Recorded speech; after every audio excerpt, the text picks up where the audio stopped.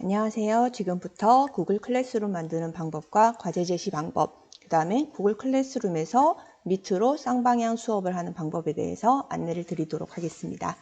자, 먼저 화면에 보이는 그 크롬 창을 여셔서 google.com 말고 classroom.google.com을 쳐주시기 바랍니다. 자, 이렇게 해서 로그인을 하신 상태에서 주소를 치시면 본인이 개설한 클래스룸이 이렇게 뜨게 됩니다. 자, 이 상태에서 선생님들은 수업을 한번 만들어 보도록 하겠습니다. 자, 여기 플러스를 오른쪽 위에 플러스를 눌러주시면 수업 참여하기와 수업 만들기가 있습니다. 교사 입장이니까 수업 만들기를 눌러보도록 하겠습니다. 자, 클래스룸이니까 클래스룸 만들기로 한번 클래스룸을 만들기 눌러보겠습니다. 자, 1분 정도 지나면 이렇게 클래스룸이 만들어집니다. 나중에 테마는 다시 결정하면 되겠고요. 자, 이 상황에서 이 클래스룸 만들기에서 자, 그러면 학생을 한번 초대를 해보도록 하겠습니다. 만들기는 지금 끝났고요. 자, 사용자 쪽으로 이동을 하시면 됩니다. 자, 교사는 제가 뜨고 있고요. 학생은 개인 이메일 주소를 치셔도 되고 그룹을 만들어서 반 그룹을 한꺼번에 초대하시는 방법도 있습니다.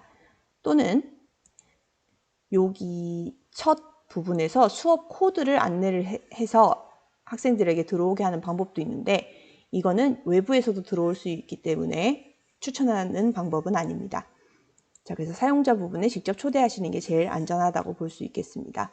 그러면 이제 초대 링크가 있고 이름을 직접 한번 이메일을 한번 쳐보도록 하겠습니다. 저는 개인 학생을 일단 초대를 하도록 하겠습니다. 그러면 이렇게 메일로 초대하기를 눌러주면 가상의 학생이 이제 클래스룸 초대를 받게 됩니다.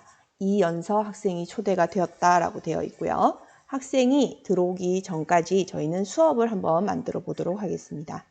자, 중앙에 수업란을 눌러주세요. 그러면 만들기 창이 뜹니다.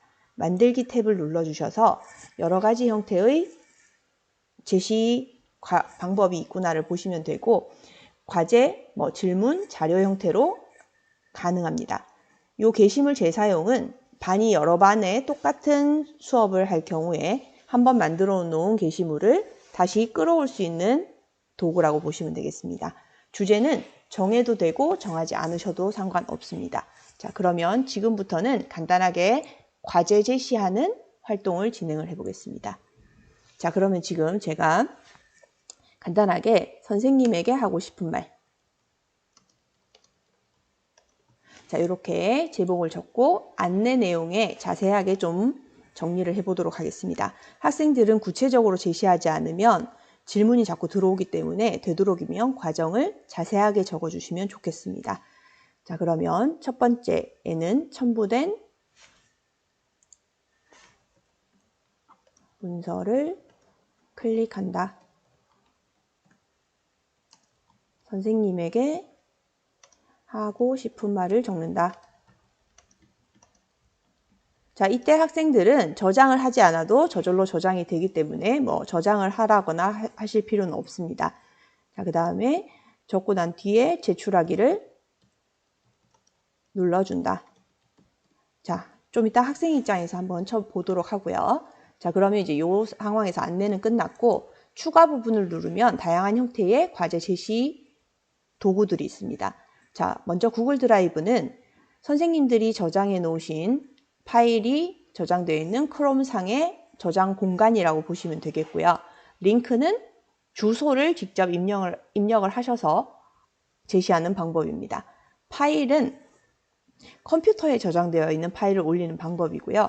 유튜브는 눌러주면 유튜브 창에 바로 연결이 돼서 거기에서 검색한 유튜브 자료를 바로 첨부할 수 있는 기능입니다. 지금은 구글 드라이브에 있는 제가 과제를 한번 제시를 해보도록 하겠습니다.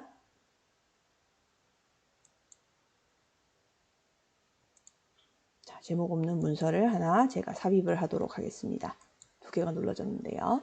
자, 중요한 거는 이제 여기에 제목이 있어도 만드셔도 되겠고요. 자, 근데 오른쪽 여기 부분에서 권한을 잘 주셔야 되는데 원본을 살리면서 학생들도 쓸 수 있는 형태는 사본입니다. 그래서 학생별로 사본 제공을 눌러주시고요. 오른쪽에 점수를 부여하실 건지 아닌지, 그 다음에 기한을 정하실 건지 아닌지, 그 다음에 주제를 정하실 건지 아닌지, 그 다음에 채점 기준표를 주실 건지 아닌지의 옵션을 정하셔서 과제 만들기를 눌러주시면 되는데, 이때 수업 시간에 맞춰서 예약 시간을 정하고 싶다 하시면 오른쪽에 역삼각형을 눌러주시면 이렇게 시간을 저장하실 수 있습니다. 자, 그러면 예약을 눌러서 시간을 이렇게 눌러주시면 시간 설정도 가능하다는 거, 그거 한번 보시면 되겠습니다. 자, 이 상황에서 과제를 만들기를 눌러주고요. 그러면 이렇게 과제가 제시가 되었습니다. 자, 그러면 초대한 학생이 어떻게 클래스룸에 있는 과제를 볼 수 있는지 한번 학생의 입장에서 화면을 보도록 하겠습니다. 학생의 입장에서 지금 들어온 화면이고요. 로그인을 했습니다. 그러면 오른쪽 위에 선생님들도 이걸 누르셔도 되고요. 바둑판 모양의 탭을 누르시면 여기 클래스룸이 있습니다. 그럼 클래스룸을 누르면 본인이 소속된 클래스룸이 뜨게 됩니다. 자, 이미 가입된 클래스룸이 있고 지금 초대받은 클래스룸이 있습니다.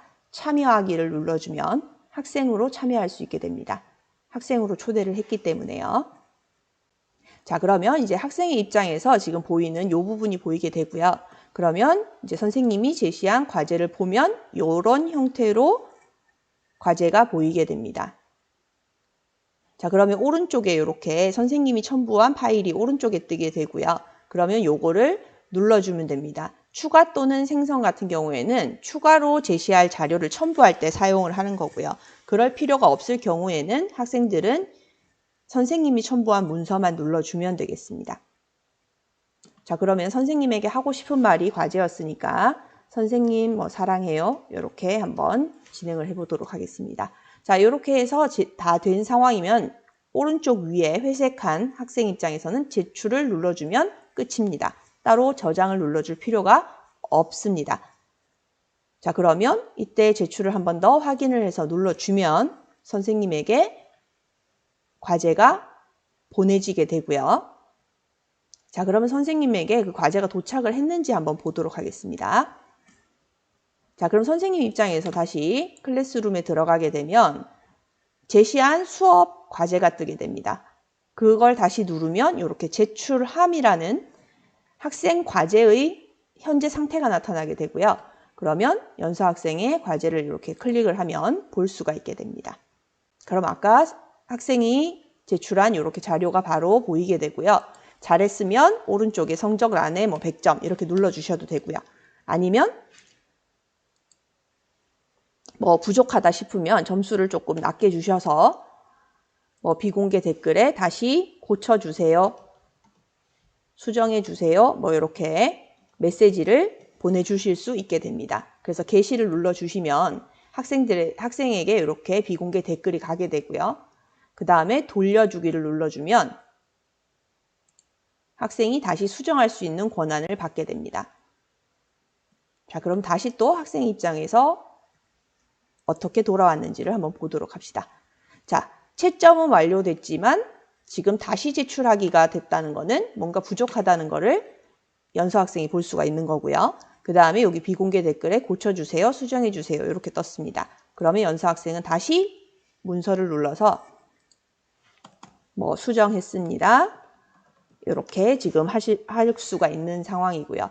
그 다음에 여기에 지금 제 이름도 뜨고 연수 학생의 이름도 뜨는 이유는 저도 지금 연수 학생의 문서를 보고 있고 그 다음에 연서 학생도 지금 하고 있기 때문에 같이 이렇게 색깔 다르게 이름이 뜨게 됩니다. 그럼 이 상황이라면 결국은 여러 학생들이 같이 한 문서를 공유하면서 협업 작업도 할 수 있다는 거, 그거를 참고해 주시면 되겠습니다. 자, 그렇게 해서 제출을 다시 한번 눌러주면 되겠고요. 그러면 이제 학생 입장에서는 선생님에게 다시 했습니다 라는 얘기를 하고 싶다 하면 자, 제출하고 난 다음에 이 비공개 댓글에 다시 한번 수정했습니다. 확인해 주세요. 이렇게 다시 한번 메시지를 보내주면 또 선생님한테 메시지가 가기 때문에 선생님은 또 다시 한번 수업을 볼 수 있게 되겠습니다. 자, 그러면 또 연수 학생에게 여기 지금 보면 점수가 80점으로 됐는데 수정했습니다. 확인해 주세요가 뜨는 걸 볼 수가 있을 겁니다. 자, 이렇게 해서 간단하게 선생님들께 과제 제시하는 방법, 그 다음에 학생의 입장에서 과제를 어떻게 제출하느냐, 화면이 조금 다른 걸 확인할 수 있었습니다. 자, 일단 간단하게 그렇게 봤고요. 지금부터는 실시간 쌍방향 수업을 클래스룸 안에서 진행하는 방법을 안내해 드리겠습니다. 자, 먼저 아까 만들었던 클래스룸 만들기의 클래스룸으로 다시 한번 들어가 보겠습니다. 자, 그러면 첫 화면이 뜨는데요. 자, 첫 화면에서 여기 제목이 있고요. 그 다음 그 밑에 수업 코드가 있습니다.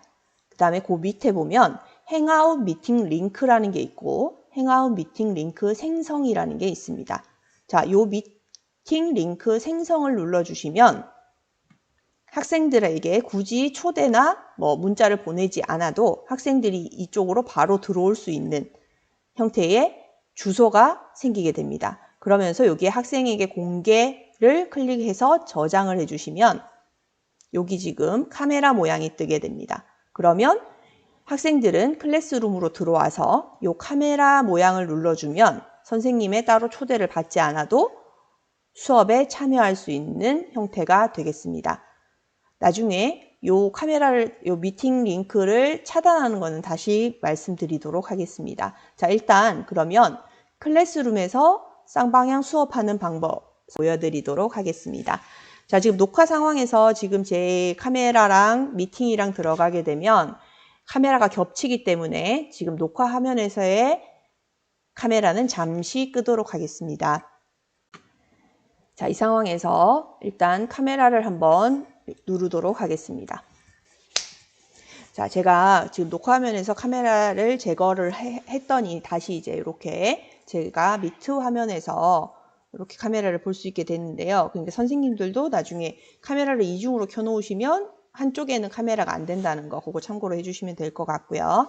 자, 그러면 저도 그렇고 친구도 그렇고 지금 참여하기 이렇게 눌러서 들어올 수가 있게 됩니다. 자, 그러면 요 화면으로 지금 제가 참여할 수 있는 걸 볼 수 있고요. 학생도 지금 학생 입장에서 누가 들어오는지 한번 보도록 하겠습니다. 제가 지금 2명이 떴는데요. 지금 컴퓨터를 2개를 이용해서 하나는 지금 정면으로 보이는 거는 지금 교사의 입장이고요. 지금 제가 측면으로 보이는 이 부분은 지금 학생의 입장입니다. 자, 그래서 지금 학생과 교사가 들어오면 이렇게 화면이 뜨는구나를 보여드리기 위해서 제가 지금 카메라를 2대를 설치해서 이렇게 지금 보여드리고 있는 상황입니다. 자, 미트는 간단하게 2가지 내지 한 3가지 정도만 아시면 간단하게 쌍방향 수업을 활용하실 수 있는데요. 자, 오른쪽 여기 위에 지금 보면 말풍선이 있습니다.